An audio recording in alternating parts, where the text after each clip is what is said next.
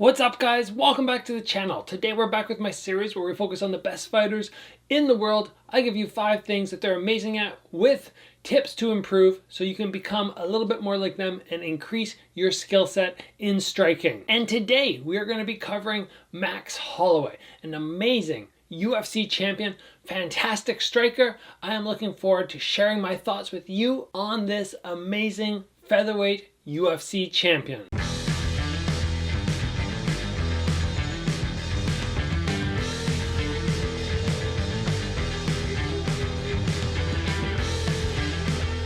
Alright, if you're relatively new to this channel and this is your first time seeing a part of this series, then make sure you check some of the other videos out because we have covered Georgia Petrosian, Buakaw, Nikki Holtzkin, Rod Tang, Canelo, just loads and loads of people. I think this is episode number 17 if I'm not mistaken. So be sure to check that out because it's a great series, help you increase your skill set and understand what the best fighters in the world are doing to be so successful. Now, Max Holloway is an amazing fighter to cover, not only because he was spectacular on his way up to becoming champion, but to me, more so because he lost the belt and then has rebounded with some incredible fights. He just had an incredible fight this past weekend, and he's just looking sharp and on point. And obviously, when we are talking about Max Holloway, we are focusing mostly on what he's doing with his hands. His hands are exceptional. To quote him recently, I believe he stated that he thinks he is the best boxer in the UFC. And I'd say there's a good argument for him actually having that status. So today, let's break down what makes his hands and his striking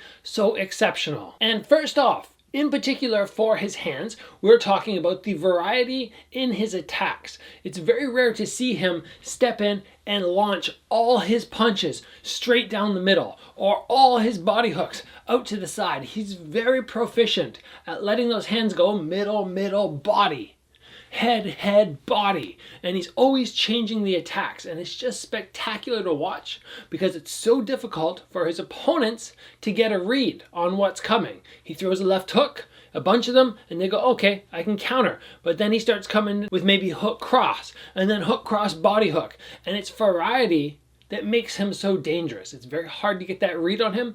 If you guys are wanting to work this, you first of all need to remember that muscle memory is something that happens very often in pretty much all of life, especially in sports. And if you stand in front of a pad holder or in front of the bag and you always just go like 1, 2, 1, 1, 2, 1, 1, 2, 1, and you repeat it over and over and over, trying to be creative with your combos and throw variety when you spar is going to be very difficult. So you need to ask your pad holders, or you need to be creative when you're on the bag and make sure that people are saying things like, give me a double uppercut, boom, boom, and then follow with a body shot, and then a body shot, and then a cross. So we're changing up angles constantly. You don't want to be an open book. You don't want to be easy to read, and you certainly don't want your opponents basically knowing what you're going to throw before you throw it.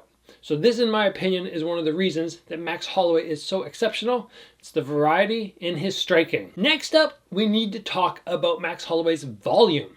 The amount of strikes he throws per fight is exceptional. Every round, it's like he outpaces his opponent, not necessarily in the speed or the power with which he throws, but just overall always throwing, just moving, touching. Why can he get away with this? Is it because he's just a cardio freak? Does he just do, 10-kilometer runs day after day after day, mixing sprints and all that stuff? I don't think so. Not from what I've heard. I mean, obviously he pushes very hard, but one of the things we have to look at with his volume is how hard is he throwing? How fast is he throwing? And what I notice when I watch him is I don't go, "Ooh, this guy's exceptionally fast," or "Ooh, this guy hits exceptionally hard." He's just always touching, and eventually it wears people down. So if you want to be a volume fighter, first of all, yes, you need to get your cardio somewhat exceptional, but it doesn't need to be the best as long as you're not always throwing your hardest. So when you get on the bag, if you decide you're a volume fighter, it's not step up and like hard as I can, step out.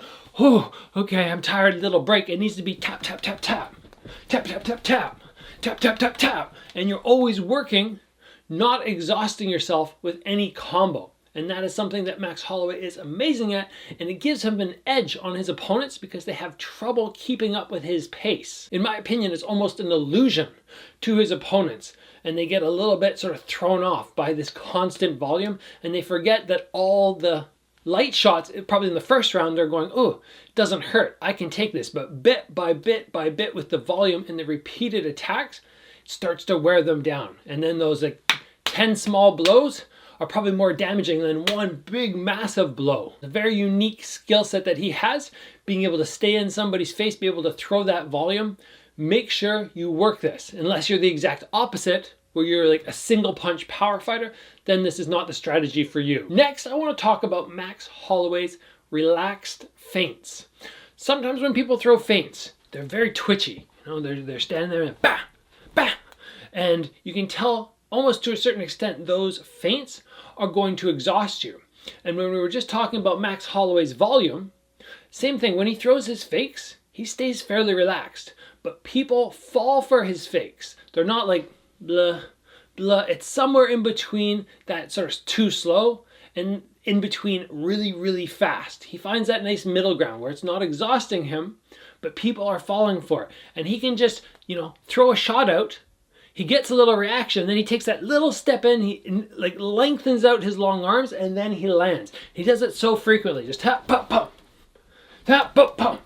And it's just gonna be something that, again, causes the pace of the fight to stay in his zone. We talked about his volume, we talked about the variety of his attacks, but now with those feints, it becomes very difficult to compete with him in the boxing field. Somebody really needs to start either initiating low kicks or maybe some kicks up to the body to keep him at distance, or go for a takedown. Standing and exchanging hand to hand with this guy is just going to be a nightmare for most people. Unless you're somebody like Poirier, you know, when Holloway moved up, that's a real display of why we have weight classes. But aside from that, Holloway is going to be so hard for most people to box, especially with point number 4, where we're talking about this guy's durability. He takes so much punishment in the fights, and it doesn't really look like it affects him like it would most people. I mean, it's not like he's evading shots. He's not Floyd Mayweather. He's getting hit in the fight, but he is just so durable. So why is he so durable? Well, a lot of times for people, durability is just God-given. It's something that you just have inside you. But other times, and more importantly for us right now, it's the way you train. It's the style of training you have. And now we've heard Max Holloway, and I've talked about it before on the channel, talking about how he's pulled back from hard sparring in his camps.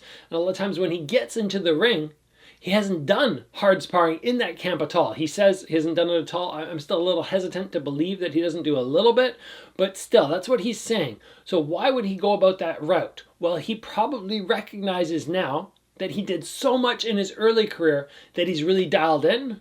But also, hopefully, he recognizes that the damage he's accumulating, probably in the beginning of his career, when he was learning, you know, how to move, how to play around in the ring or in the gym, that's very high. And then he fights, and he takes a lot of damage. It's very high. You don't want the two of those together. That's a bad combination.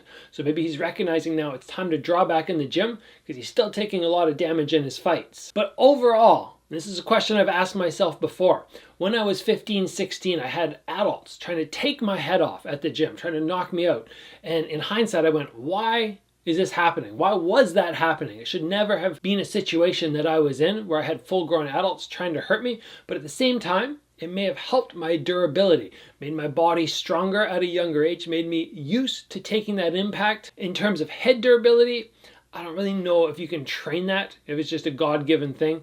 But Max Holloway, either way, is very durable.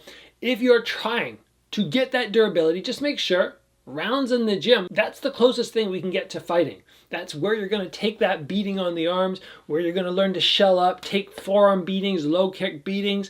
All of that will accumulate to make you a more durable athlete, and you need that if you want to fight at the highest level. You don't need to be as durable as Max Holloway, but putting those rounds in will get you closer. And the final point I want to touch on in terms of Max Holloway being exceptional is him taking advantage of his height. Now he is, I believe, 5'11" at 145 pounds. So he's one of the taller guys in the division. And he uses that length very nicely. Although, interestingly, he doesn't lengthen way out where he's trying to take advantage of the length of his legs. It's more the length of his arms. And when we are trying to look at fighting smaller people, we have to make sure that we understand what are our strengths as the longer fighter. Now, because we already talked about the variety in Max's striking, coming from different angles, different heights. And we talked about his relaxed feints, the way he's feinting out and he's making sure that he's not putting a lot of effort into it, but people are still falling for it. Well, both of those are fantastic ways to maintain range, because when people are getting hit from all angles, they get a little nervous to enter. And when people are outside of the distance and you're constantly giving them something to think about, again, they're also going to be nervous about entering and walking into a shot.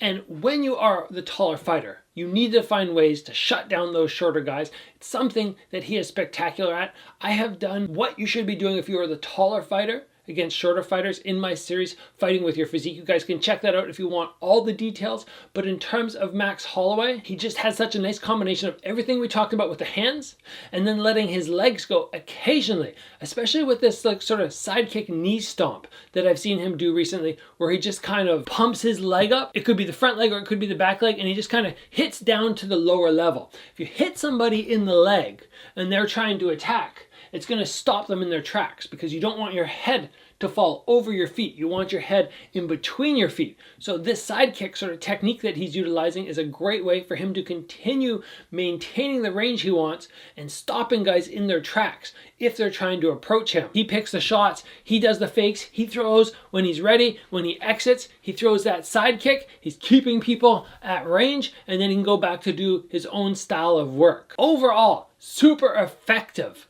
strategy from Max Holloway, implementing his body type into this strategy and taking advantage of being 5'11" at 145 pounds. There's not lots of fighters who are at that weight class who have that height and who have those long arms. So overall, obviously, former UFC champion, potentially on his way back to becoming a UFC champion, or at least getting another title shot. We should all be looking at guys like this, trying to learn from them, trying to see what we can implement into our own game, especially if you're somebody like myself, who's also 5'11" and also at 145 pounds. I should be watching this guy with eagle eyes, trying to pick up pointers and trying to add into my arsenal things that he's already good at. So that's all for me today, guys. Max Holloway, hopefully we'll see him back again soon. I hope that he gets a chance to become UFC champion again, because the guy definitely deserves it. If you guys enjoyed this video, please give it a like. If you haven't already, join the channel and get subscribed. As always, guys, train hard. See you back here soon for another video.